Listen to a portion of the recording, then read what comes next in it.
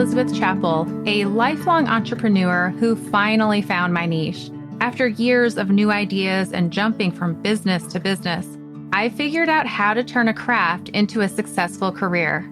In 2016, I started a monthly subscription box for quilters. That little startup has grown into a thriving, multiple six-figure business that I am so proud of.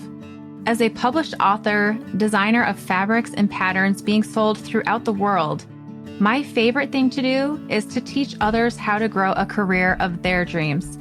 Each week, you'll hear from me or from other guests who are creative entrepreneurs, so you can learn exactly what to do and what not to do to grow a career that's more rewarding and successful than you ever thought possible. If you're ready to turn your craft into a career that you love, I am so excited you're here. Welcome to the Craft to Career podcast.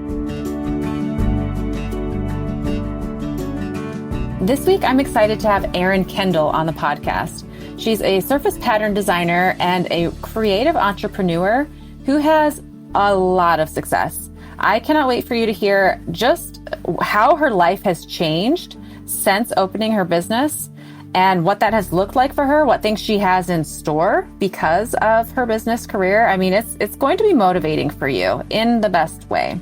And before we get started, I'm going to read a review from Chelsea of Elevation Handmade.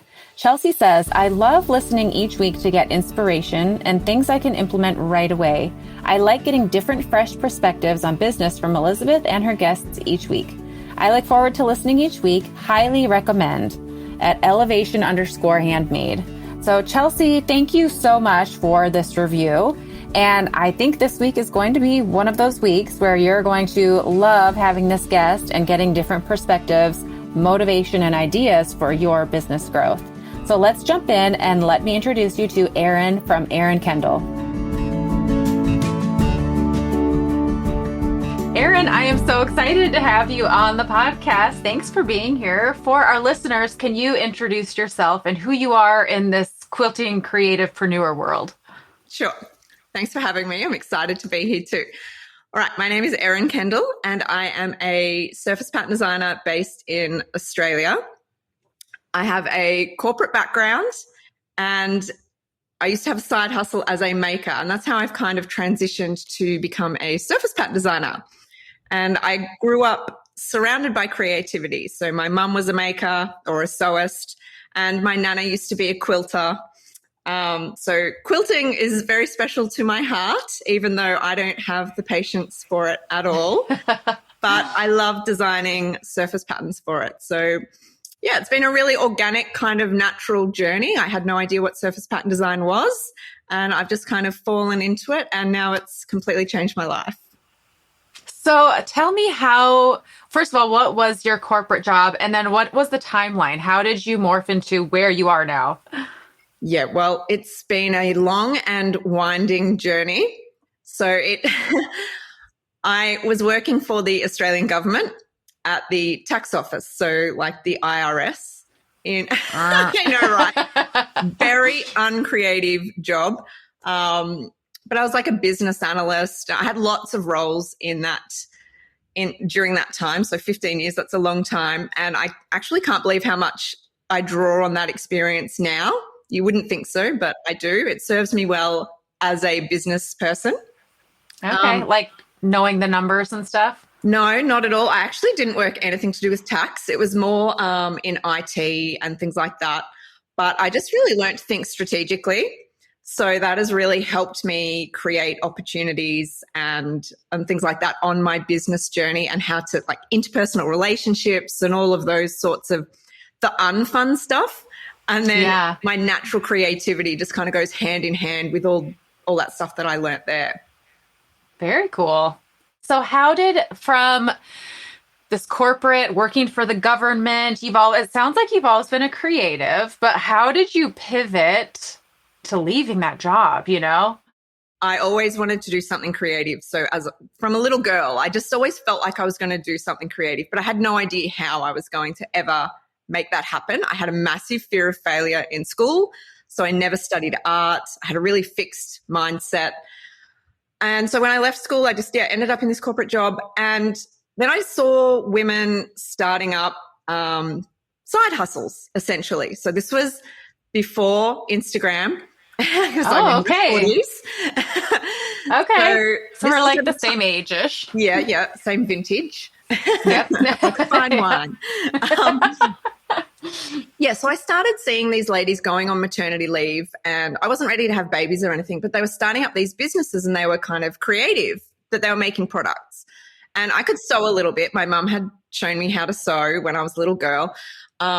So I think I found a book, and it was how to create little softy toys. And so I was going to the local fabric store and buying all these individual fabrics. You know, I loved all the patterns and everything, and putting them all together to create these little one-off softies. It was very time consuming, but this was my only way that I could see out of the corporate world.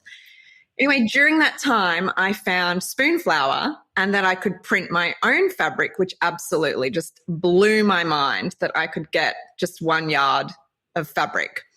So I ordered my fabric and I got all my sizing wrong.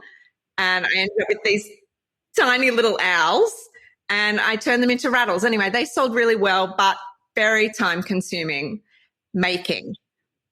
And that's kind of how I then transitioned into surface pattern design. But all of that took about 10 years, just trying to find my way. I had 3 years off during that time when I just went MIA, just went missing. I did nothing creative. And then, yeah, came back to it. Instagram was going off with businesses on it, and it had just completely changed. And I kind of had to play a bit of catch up. But I was just determined to always get rid of this corporate job and create a creative life, basically, and I was able to make it happen.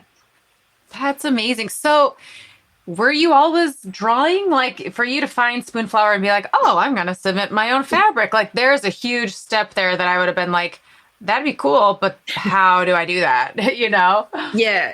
So again, iPads weren't a thing. I had taken early on, not too long after leaving school, I was speaking to some friends who had gone to university and studied graphic design. So I was too scared to do any of that.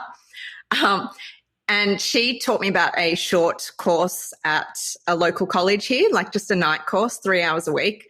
And I learned how to use Photoshop.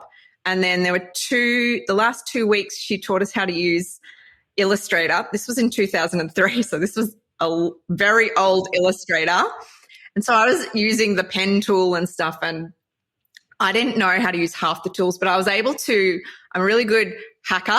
I can kind of get things to where I need them to be, not always the most efficient way, but I was able to get the job done and create some kind of illustrations. I had no clue how to create a repeating pattern, but I was just creating these little illustrations that I would then, they were basically cut and sew projects.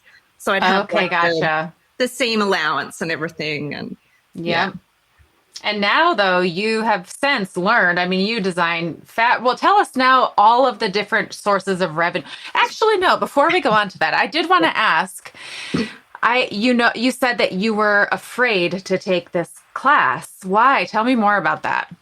Yeah, I don't know why, but I just really suffered a fear of failure just with everything growing up. So I never studied art at school, like I said.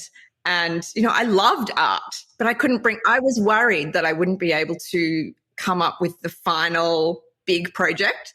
So I'm worrying about all these things way in the future instead of just taking step by step to progress. And yeah, I was even like that as when I was a little girl starting school. I didn't want to go because I didn't know how to learn. I didn't know how to read and write. My parents were like, that's where you go. That's so interesting. So you've always wanted to just like be really good at something right off the bat. Yes. Yeah. Somehow without even learning it. So I've finally, over time, I managed, just as I got older and wiser, I managed to realize I have to be vulnerable in order to, and be willing to make some mistakes if I want to create a life that's different to what everyone, or, you know, to what people generally do. You know, you go and stay in one job until you retire. And yeah, I just thought, if I want to change my life, I have to change my thinking. And I started to develop this growth mindset as I started to practice being vulnerable and having good things happen. And yeah, I just really had to grow as a person to go out and start learning. So I ended up teaching myself off YouTube, some really bad tutorials on YouTube on how to create a repeating pattern, but I did it. And yeah, I just started uploading to Spoonflower and making my designs public and then having people buy them and then seeing money coming in without me actually swapping my time for money. So passive income. I just thought, wow, I need to pursue this. And yeah. Awesome. Well, and I love that you touch on the mindset because so much of a business is in your mindset and so many things that hinder people are fear. And it looks like so, different for everybody. But what helped you just decided just do the thing, even though it's scary? I'm just going to give it a try, or like what helped you kind of get over that? Yeah, I think that was really it. I actually can't say what it was, but my fear was so big, I didn't even learn to drive until I was 25. So I was scared to fail at everything, not just creative stuff. I just think I really just got to this point where, yeah, if I want to change my life, I've got to start just having, I always say, having a crack, just have a go and see what happens. And yeah, I think I got some good positive feedback of good things happening. And I thought, well, I just need to keep practicing and just keep persisting and doing this. If this is what I really want, I have to put the fear aside and be brave and courageous. And you're absolutely right. And I really attribute mindset and visualization as well. So I've just taught a masterclass on that, actually. Mindset and visualization, because I think that aside from drawing skills, they have really been what has propelled my career, because I'm not creating masterpieces. I am not an exceedingly talented drawer or painter or anything like that. It's really been mindset and visualization and being clear on goals and just going for it. I love that. So where did you teach this masterclass? I feel like I'm drawn to you for this reason. Like I'm very, very big into the woo, as we call it, but all of this mindset and everything. So where did you teach this masterclass? So I was an affiliate for Bonnie Christine's immersion this year. Yeah. So I offer one-on-one coaching as one of the incentives to sign up with me as an affiliate. And then the group coaching call this year, I thought I really want to do a masterclass on mindset, because I feel like too many designers really focus on, I've got to craft my skills, my drawing skills. And I'm just like, oh, that is just such a small part of being an entrepreneur in any industry. And now that I've kind of hit this point, I read stories of other entrepreneurs and I sit there going, yes.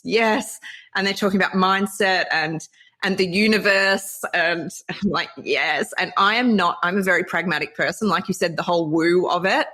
Some people might listen to this and just go, but yeah, I'm a realist. Very real. Yeah, yes. It really is. It really is. Like there is power. I mean, when I talk about it with people who are very scientific and matter of fact, I'm like, let's bring it to the most common denominator. Have you ever walked in a room and you have no idea what people have said, but you can feel something's off here? Or you walk in a room and you're like, ooh, this is fun and exciting. There's an energy out there, and like people who attract or surround themselves with the success energy, it's forward motion, so that's getting woo there, but it's real. Like 100%. And it can snowball then too. Once you start giving into it, or just kind of being open to it, it can all snowball, because what you think about and what you put out there, that's what you attract. I've got a pessimistic friend, and I'm a pragmatic optimist. She's a pessimist, but we're still friends. And she always goes, oh, the universe provides again for Erin. And as a bit of a joke, because all these amazing things come to fruition for me. But I refuse to say I'm so lucky, because I've absolutely worked for this and visualized it and made it happen. It's all been a process.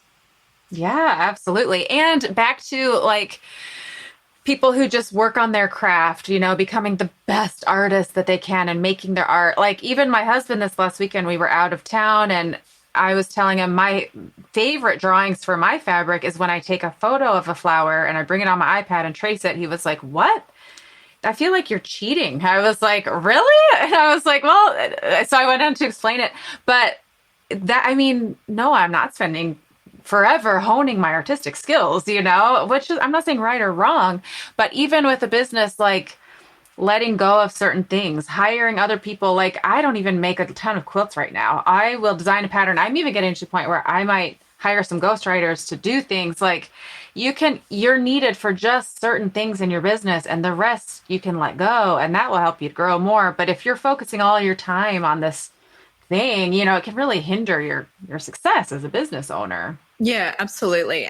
But being an artist is also about vision. It's not just about the literal drawing. So you taking a photo, you've got a vision there, and some people aren't creative and they just don't have that vision. So yeah, that's part of being artistic as well. Definitely. Right. Well, and I feel like defensive of myself, but for what I said, I was like, well, the hardest part, I think, in fabric design is taking those patterns and making a repeat, putting everything in the right proportion, picking the right colors, especially for quilting, making it the right, scale. So I was like, trust me, honey, it's more than just the, the drawing, even though I'm not 100%. Bad at that either. Yeah. But that's me getting like defensive about wait a minute. So, okay, tell me all the different sources of revenue that you have. And I'm very curious, has this surpassed or like been able to replace your other job? Is this a lucrative career for you? Oh my goodness, 100%. So I've been doing this for, how long now? Like 4-ish years. So I quit my job in 2020, so fully resigned. And I was able to resign my partner as well. So, yeah. Wow. Okay. Awesome. Yes. Yeah. So, more than I talk about visualization, and it's surpassed anything that I had really thought that it could.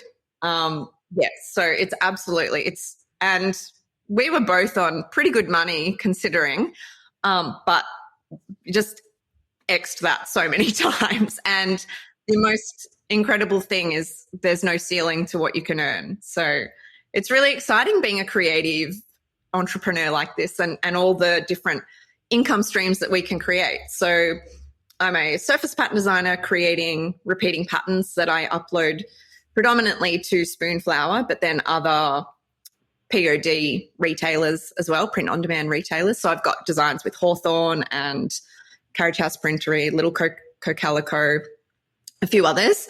So that's how I make my money with my literal surface pattern designing. And even that is enough for one income, like to replace the job that I was doing.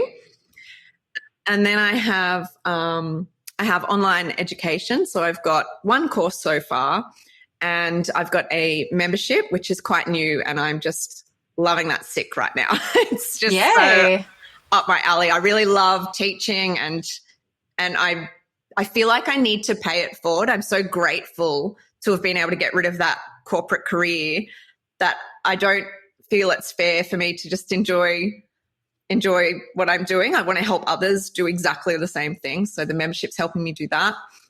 And then I create digital mock-ups, which I want to do a lot more of when my kids are currently homeschooled, so we don't have a lot of time at the moment, but they're about to go to school, and we're going to focus more on creating mock-ups, because designers, we love mock-ups. We always want new ones. What else do I do? And we have a downloadable print store. I think that's all my income streams. It's kind of hard to keep track of. There's kind of little bits of money coming in everywhere, and some of it's quite small, and I think, well, that pays the milk and bread this week. Yep. And also, but it all adds up. Yeah, it does. It really does. And also, being an affiliate for courses that I really believe in, and wish that I had have known about when I started. So I'm really keen to help people make an inroad way quicker than I did. Like I said, 10 years of flailing around, wondering how to create this creative career. Not everyone has to take 10 years. There are faster routes into it. So I'm curious what you cover in your membership. Who's an ideal person for your membership? Yeah, so it's really niched down to becoming what I call a power seller on Spoonflower, because I used Spoonflower to literally launch my surface pattern design career. That's where I made all the money that allowed me to quit my jobs. So yeah, I just feel like I kind of did it, I wouldn't say in a unique way, but basically I read a story about a designer doing it, and that she was making six figures on there, and that just absolutely blew my mind. And that's when I thought I really need to focus on this. And I've got all these skills from working in web design and things at the tax office, and I was just able to kind of methodically go about it to build my audience and start making consistent sales monthly. And so now, with the benefit of hindsight, I had to figure all this out from scratch and try things and have things not work and just, no idea what I'm doing. But now I can reflect back on all that and clearly teach people and guide people through the process, because selling on print on demand, any print on demand, but especially Spoonflower, it's such a different process than pitching for licensing. And so I can just really break all that down for people and just take them through step by step. And it's just been so amazing. I'm just loving it, and I'm getting really great feedback about it from members. And it's just warms my heart, almost makes me teary. And I'm not a big teary person, but I'm just so thankful to have this platform where I can share this. Well, and I'm curious, your motivation. So clearly you wanted to leave your corporate job, but it sounds like there's so much more in your heart. Like right now you found success and you want other people, but what would you say, what's your measurement of success right now? What drives you? Yeah, so success is subjective, isn't it? And for me, it's like the money is nice, but it wasn't my only driver. My driver and my partners, we just wanted to work for ourselves, do something creative, and not have to go to work Monday to Friday, set alarms, stuff like that. So time freedom, location freedom, that is success to us. And we were willing to live on tinned food to do that and work 80 hours a week. So when we were making this transition, I was doing some things that were swapping time for money, and the time I was spending wasn't worth the money I was getting, but it was still aligned with my goal of working as a creative entrepreneur. So I was willing to do that. So I call that a stepping stone. So I had these stepping stones, and so really that success to me is not having to set an alarm, working from wherever I want and whenever I want. Like, you just can't beat that. And yes, money does allow that, but I would have still been putting in lots of hours and living a reduced kind of lifestyle if that's what it required. But I'm lucky that it didn't go that way. Yeah, that's awesome. So I'm curious to chat more from a business angle with your membership. What is your platform? Is it like Kajabi or Podia? Kajabi. Yeah, so I'm on Kajabi. And I took Stu McLaren's membership experience because I just had no idea. So I actually took it 2 years ago. Oh no, I took it in 2021, I think. But I didn't actually take it at that time. I watched a bit of it, and I just kind of had this foresight that I think I want to do a membership at some time, but I was scared because, what am I going to serve to people each month and blah, blah, blah. And then at some stage I knew that I wanted to teach what I'd done on Spoonflower, and it was always going to be a course. And then I just realized a course is not the right platform for teaching what's going on with Spoonflower because, Shutterfly's bought them and they've got all these changes coming in. So the membership allows me to be more responsive to those changes. When they do an announcement like closing the Durham factory, I was able to go into the membership and do a whole kind of, here's my take on this. Here's what we're not going to do. Here's what we are going to do. And we were kind of all in it together and all kind of guiding all this change together. So, that's what I really love about the membership. But, it's on Kajabi. I drop a lesson a week. I'm in the community speaking with members. At the moment, it's just me. I'll probably hire someone else to kind of help me with getting back to comments and managing the admin a bit. But at the moment, it's okay with just me. And I just really want to love on these members in the beginning, just really getting it all up and going. I need to know all the ins and outs before I kind of outsource anything. But yeah, I love being in there. So. And so one lesson a week, do you go live with them face to face? Is it like a face recording lesson, or what does the lesson look like? Yeah. So I do live Q&As, but that would be one lesson for a week then. Otherwise, lessons are pre-recorded, and I might have a slide deck with, using Loom, where there's like me in a little bubble on the slide deck talking through it. Some lessons are written, but then I like to record an audio for the written lessons because I hate reading. So I prefer to listen. So I kind of create an audio book for those lessons.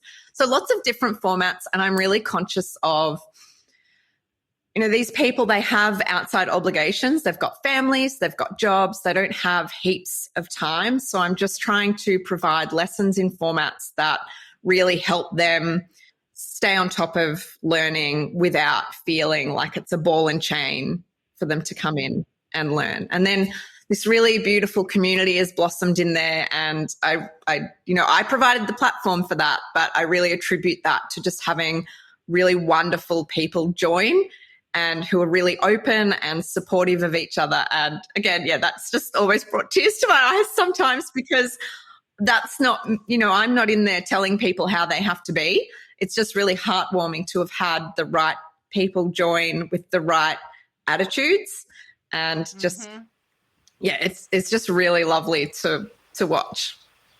Again, I think,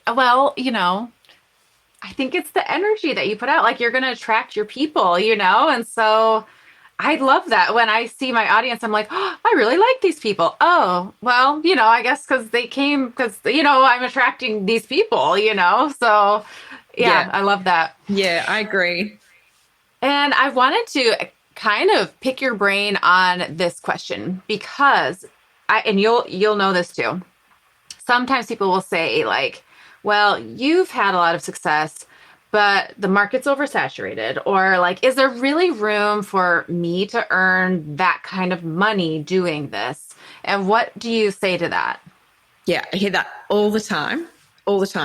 And, I could have said the same thing when I started. And I'm so glad that I put blinkers on and just focused, right, how am I going to do this? I'm not going to look at what everyone else is doing, because that's going to put me off, and I'm just not going to pursue it. And I wouldn't have this amazing life that I have now. So yeah, even with selling downloadable prints on Etsy and stuff like that, you don't look at what everyone else is doing. You go in with a positive mindset, you visualize what you want to achieve, and then you take steps to achieve that. So before I became a top seller, I started where everyone else starts. I started with nobody knowing who I was, with no designs listed and nothing for sale. So we all start from the same point. And like I said, it was me reading someone else's story saying that they were earning six figures. Now, I could have read that and gone, oh, she's already earning six figures. There's no chance for me. I'm too late. There's already people doing that. But instead, I read that and switched it around and went, oh, if she's doing it, I can do it too. Yes, I love that. The mindset switch. There's fixed mindset, and that's the growth mindset switch of, right, it's not a positive spin. I don't want to say that, but yeah, there are ways that you can choose to look at things. You can either choose to be defeated and never pursue it and keep living a life that perhaps is not your dream life, or you can use that as motivation and inspiration and go, right, well, if this person's done it, what they've done is proven that it can be done. So I came onto Spoonflower when there were already people on there making a living, and I just kind of muscled my way in there as well. And Spoonflower, they spend a lot of money on marketing. They are interested in bringing more and more people to their site. They're not just resting on their laurels and saying, well, we only have this finite number of people to sell to. No, they want to keep making more money too. So yeah, there's definitely room. I do not believe that it's oversaturated. Still, not every consumer out there knows what Spoonflower is. So there are still more consumers to find and market to and to send to the platform. I love it. I just love it. That growth mentality because I've seen it. Well, and I've experienced both. I've seen, and I've said before, I took Bonnie Christine's immersion course, her very first time she ever released it. And what the biggest thing for me from that course, besides the skills that I learned in Adobe, was me sitting back and thinking, wait a minute, she charged how much? And there's how many students? Oh my gosh, I could do something like this too. Like that's possible for me, and that's changed my life, my Yeah. business life. Yeah. So, and rather than, because you could think, oh, that's crazy that I could never do, or that's already filled, or I don't even know. There's just so many fears, which is why I asked at the beginning, tell me more about this fear of yours of not wanting to jump in, because there are so many fears that hold people back. What advice do you have? Because it sounds like you mentor students as well. What are some attributes or things that you see people do that helps push them forward and have growth and success? Yeah, I really think, again, it just all comes back to mindset, and just really remaining positive. So, yeah, there are the main two routes you can go down. You can go down, oh, this is all too hard. Everybody's already so much further ahead of me. Or you can look at it and go, well, they started where I started. We could all look at Bonnie, who started 12 years ago. It was a different world then. But, there are people still doing it and making it happen now. 5 years ago, if you had have told me I would have been doing this, I'm about to move my family to Portugal. Are you seriously? Design. Yeah. Wow. But 5 years ago, I was still working for the government.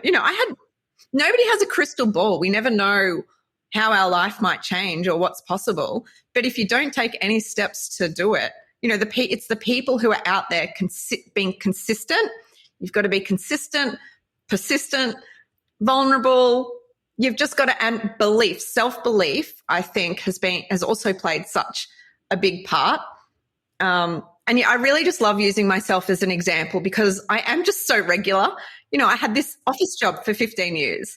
I am not an amazing drawer or anything like that, but I keep learning, and I feel like every collection I do gets better, and I've found what my strengths are, and that's what I use. And I think that's anyone who succeeds plays to their strengths. So I'm very personable. I'm good at building relationships. That's my strength.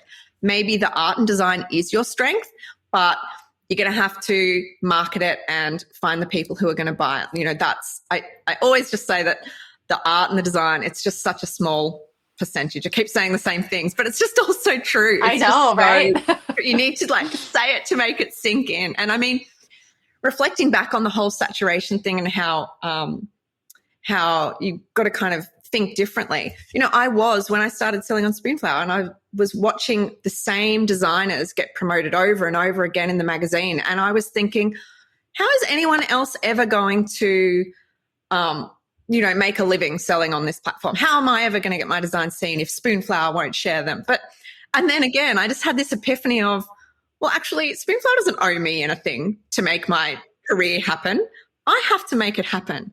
And then eventually I did things and I became one of those people. I'd written many emails in my head to Spoonflower complaining about sharing the same people. I knew not to send them. Right. You thought them, yes. Yeah, but I thought them. But then I had that mindset shift, and that's when everything changed, and I became one of those people that I was seeing all the time. So yes, okay, because I've seen even in the quilting industry, right? There's certain quilt pattern designers that get shared all across the board. And I could see other people being like, what? Or someone who's very successful comes out with a pattern that's pretty ho-hum, but it's very popular because they're popular. And I'm like, let's first of all congratulate them and look at why have they been successful? Because the businesses that are promoting them, they have an invested interest. They want to earn money. So they are promoting the people who are successful. So what can you do to be attractive? How can you make yourself, rather than sending a nasty email or whatever it might be, and make yourself attractive so these companies want to showcase you, Exactly. Which I'd love. Well, actually, Gigi, is there anything you want to say on that before I? Yes. So that was part of my realization. I had to realize, hang on, Spoonflower is a business. And when you analyze this, what's happening here with a strategic vision, Spoonflower is a business. It makes sense for them to promote the people who make them money. So they're going to keep promoting their top sellers. And to be fair, Spoonflower does actually share hundreds of other designers, different designers. It's just that you start to recognize the same one. So you start to kind of focus in on that. But yes, strategically and from a business sense, it makes complete sense. And honestly, if they didn't do that, then we should all be worried. Right, exactly. Then they wouldn't be doing well if they, That's right, exactly. Yeah, and it's realizing that nobody owes you anything and you've got to make stuff happen. I love that so much. Oh, I love that. Okay, so with this mentality of no one owes me anything, what kind of tips would you have for selling on Spoonflower? It's a bit of a tongue twister. It is, yeah. Selling on Spoonflower. Yeah. Yes. So as I said earlier, selling on print on demand is completely different to pitching. So you need to, for one, there's just not as many rules. And that's what I love about Spoonflower. I don't like to work within lots of rules. And I see, because I do have a lot of coaching sessions with people, I see the same things come up. And quite often designers will start putting all these rules on ourselves. So Spoonflower, you don't have to create in collections for one thing. There's a lot of freedom. If you just want to create one kind of design and upload that, you can. It's also really forgiving for designing early on in your career where you're just figuring out your design style. You might not have a signature style yet. You can still put those designs on Spoonflower. So I had a company reach out and just license one of my designs from 2018, which was one of my very first repeating patterns ever. And I've made hundreds of dollars on it now, licensing it. And I didn't go and take it down off Spoonflower. It's not in my signature style anymore, but it doesn't matter because the way Spoonflower works, it's basically a search engine for patterns. So it's like somebody going to Google, they go straight to Spoonflower and start searching on there. And they only need to see one of your designs and maybe they'll buy that. So yeah, not too many rules. You can create lots of different colorways. You don't just have to have collections in 2 colorways. You can go colorway crazy. And I love creating lots of colors because also Spoonflower is partly a numbers game. So obviously the more designs you have uploaded, the more chances you've got of making a sale. Another tip that I have is trends. So not everyone wants to follow trends, and there are different ways that you can kind of incorporate trends, whether it's just a color that's on trend, but maybe your design style isn't what's on trend, but you can still make it on trend by incorporating a color. That's what people are shopping for. If you want to be a power seller on Spoonflower, bringing in a really good monthly income, you probably need to adopt trends into your design somehow to make lots of sales, because that's the name of the game. You only do get a small commission on each yard that's sold, or actually wallpaper commissions can be in the hundreds. But yeah, you need to take that into consideration. What are people shopping for? That you kind of need to tune into that. And then having a niche does help bring in monthly sales. Yeah, I mean, I have a main niche that I design for, but I really enjoy lots of different design styles. So again, I don't place all these rules on myself. I will go and do some watercolor designs, which are probably more suited to wallpaper and homes and interiors. Now, that's not my niche, but I still make sales on those things, even though I don't market them. So that comes down to another thing with Spoonflower is making your designs searchable. So they need to have what we call metadata, so searchable keywords, titles, and descriptions. And that's why I make sales on those things that I don't ever market. And how do you know what's trending? Do you subscribe to the Trend Bible? Well, the cool thing, again, about Spoonflower is you don't actually have to forecast trends because it's print on demand. You can literally design something on a Monday and it could be live on the Friday for sale on the website. You can be down the shops and just looking around and going, I keep seeing this color popping up. Maybe I'll be responsive. I don't need to forecast 18 months out. You can be responsive and dynamic with your designs, or you can even just recolor an existing design in a color that you see pop up at the shops over and over again, or in brochures or any sort of advertising. Yeah, it's really great not having to subscribe to these trend forecasts because they're thousands and thousands of dollars. So that's the other great thing about selling on Spoonflower is you don't have these big overheads of running a business. And it's instantaneous. Like right now, I see a ton of crochet, 70s, very retro. Yep. And if I go and submit that to Art Gallery Fabrics, it comes out, you know, when that's probably going to be past a little bit. So exactly. Yeah. Yeah. So being able to be responsive and dynamic is really exciting. So what would you say your niche is if you had to describe it?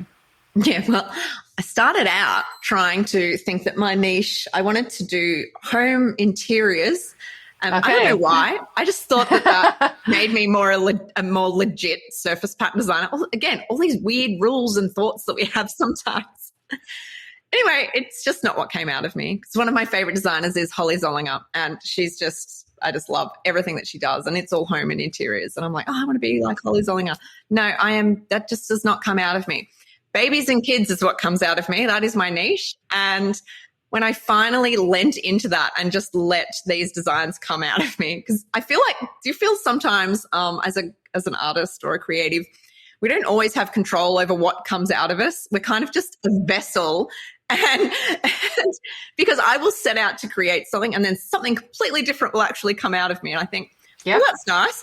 It's not what I planned, but that was meant to be apparently. Because exactly. Yes, I was trying to design this, and babies and kids. So I finally just realized, why am I fighting this? So one of my sayings is choose the path of least resistance. Don't try and force things to happen, and it just makes it so much easier. And kind of all these opportunities will then open up, and the whole universe and everything. So it makes sense. I've got 2 little boys, babies and kids. That's what I'm deep in now. It's my season in my home. Lean into it. I've got plenty of time to change my niche down the track if I want to. So it was just accepting, stop trying to force things. I love that too, knowing that it's okay to change your niche. Because I think a lot of times people are like, but I don't want to pigeonhole myself forever. It's like, you don't have to. You can change, I am a perfect example of that. Like, you just pivot. Yeah, and best part about, it's our own business. We're our own boss. What we say, we can do whatever we want. Yep, it's a beautiful thing. And Portugal, that's so cool. How did you decide on Portugal? Well, it was going to be Bali, and then my partner's been doing all the research, so I didn't actually decide on Portugal. He found Portugal, and they're really interested in there's like a whole list of professions that they want to move there, and designer is one of them. And they've got like this special visa. So one is a digital nomad visa and one's a passive income visa that you can go there on. And there's quite a few surface pattern designers there. Elizabeth Olwen, she's in Portugal. I didn't know that when we were first going to go. And then when I announced it, I had all these surface designers reach out to me in Portugal, and they're saying, if you need any help. And it's just been so amazing. Cool. Someone in my membership has just moved there. No way. You'll have like a whole little community of friends there. Yes. Yeah, I'm so excited. Yeah. That is really cool. So are you going to come to the States for anything? I want to. Okay, yeah. Yeah, so I think it's only a 7-hour flight to I've got terrible geography. Only a 7-hour flight to one side of the States. East Coast probably. Yeah, we went actually to Portugal on our honeymoon. It's very lovely. Oh, yeah. Awesome. Yeah, well, we're going to Lisbon. So that's where we were. Oh my gosh. Amazing. We'll chat more about that later. So I am curious too. Do you have contracts with other companies? So wallpaper, is that through Spoonflower as well? Yeah, so wallpaper, Spoonflower does fabric, wallpaper, and home decor. And then I do some licensing generally with smaller brands, which I love. I have this thing where everyone says, so many designers are like, I want to license with Anthropology. And I think, because licensing with small businesses, handmade businesses and things, they are just so lovely to work with, and they really appreciate you as a designer, and it's really like a collaboration, and I just love it so much. And maybe it's because I used to be a maker, so I've got like this affinity of, it's still a connection and still a connection with customers, and I've got that whole line of sight, and it's just so easy to license. They're just such a breeze. And then I've worked with some bigger companies, and they've been a lot harder to work with, Yeah. and they try and make you really justify your price and everything. I think, but yeah, so people generally approach me for licensing, and then I do sell wallpaper through another site, and yeah, they approached me. I haven't really done any pitching. I've pitched to just a few kind of smaller brands when I started out, just through Instagram, but I haven't pitched to any big companies yet. But maybe one day down the track, I've still got that opportunity open to me, and that excites me as well. But yeah, I do some royalty-based kind of stuff, but I don't have anything exclusive. That's not part of my business plan. Yeah. Which brings me to the next question. What do you see in the future for you, Erin Kendal?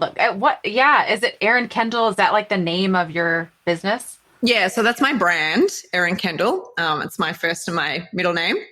There's just so many opportunities. Right now, I'm just really focused on my membership, and I'm going to open that up, I think, twice a year. And what I love most is I haven't even really had to promote this. It's just, getting your brand to a level and positioning yourself as an expert has just helped with the whole thing, and just building all these relationships and everything. I guess I didn't even have that on the cards for this year. So it's really, who knows? Honestly, who knows what next year's going? I'll be in Portugal. Who knows? I think one day I'd love to do a retreat, because I was going to say, I hope you host a retreat there. That's so cool. Australia, it's just so isolated from everywhere. I really haven't even let myself think about the opportunities that can come from being based in Europe and just being able to travel to so many countries so much easier. It takes 23 hours to get there from Australia. So I won't be hopping home very often. Right. But I'm super keen to go back to I've only been to New York. I'm super keen to go back to the US and to travel all around Europe, and just that'd be so cool. Have the opportunity to meet people. And yeah, I've already got coffees lined up in Portugal. That is so cool. So when do you move? How long ago? Well, I'm trying to apply for my visa. I applied for it in writing, and then they said, you've got to do it online. We're like, but you told us in writing. The Portugal bureaucracy is really next level weird. Our kids are enrolled in school to start at the start of September. We've already leased an apartment, because you need to lease something for 12 months before you can even apply. We were hoping to get there start of August, but you just don't know how long the visa application takes, because bureaucration. But this year, yes, I really want to be there before the kids are meant to start school, because I want them to start with everyone else. But it's kind of up to us as soon as we can. Okay. Well, this has been so fun chatting with you. If my listeners want to find you, where is the best place to find you? Instagram. I'm hanging out on Instagram all the time. So it's just Erin__ Kendall with one L. Otherwise, my website, erinkendal.com. And that's about it, really. Awesome. Well, thank you so much for being here. It was such a pleasure to chat with you. Thank you so much for having me and inviting me. It was really fun. Erin, thank you so much for being on the podcast. I loved chatting with you. And it's just so fun. If you haven't seen her Instagram, you'll have to go check it out, because you can see how her niche just comes out in such a fun way, and in her designs, and what she's spoken about, how you don't have to be a master artist to have great success. It's really more about the mindset, and you'll have to check out her mock-ups. Those are really cool. So Erin, thank you so much for being here on the podcast. If you enjoyed listening to this episode with Erin, go ahead and leave a review for the podcast. It is super helpful for the longevity of the podcast, and it will help other creative entrepreneurs find the podcast. So thank you for being here on the Craft a Career podcast. We'll see you next Friday with a brand new episode.